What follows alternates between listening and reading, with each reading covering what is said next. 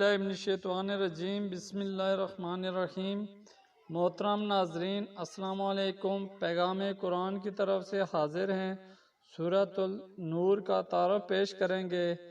اس سورت میں 9 رکوع اور 64 آیات ہیں۔ اس سورت کا مرکزی موضوع معاشرے میں بے حیائی اور فحاشی کو روکنے اور عفت و عصمت کو فروغ دینے کے لیے ضروری ہدایات اور احکام دینا ہے۔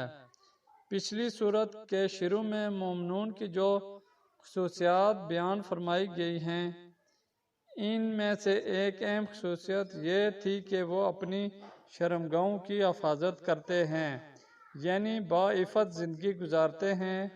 اب اس سورت میں باعفت زندگی گزارنے کے ضروری تقاضے بیان فرمائے گئے ہیں۔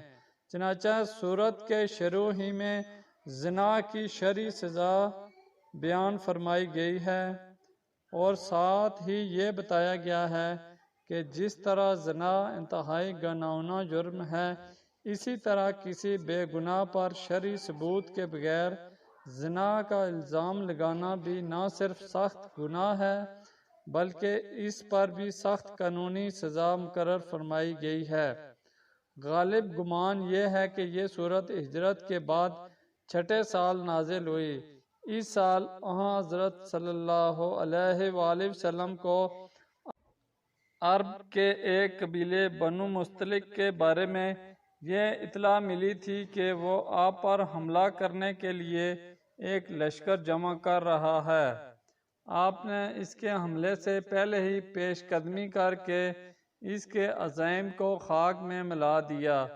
اسی سفر سے واپسی پر منافقین نے حضرت عائشہ صدیقہ رضی اللہ تعالی عنہا کے خلاف بڑی کمینگی کے ساتھ ایک بے بنیاد تہمت لگائی اور اسے مدینہ منورہ میں بڑے پیمانے پر شہرت دی، جس سے کچھ مخلص مسلمان بھی متاثر ہو گئے۔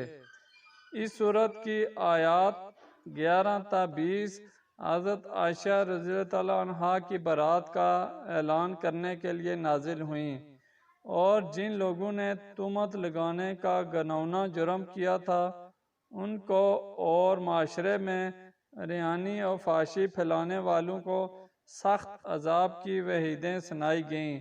نیز عفت و عصمت کی حفاظت کے پہلے قدم کے طور پر خواتین کو پردے کے احکام بھی اسی صورت میں دیے گئے ہیں اور دوسروں کے گھر جانے کے لیے ضروری آداب و احکام کی وضاحت فرمائی گئی ہے۔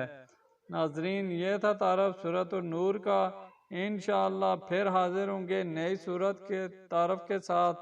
اجازت دیجیے، اللہ حافظ۔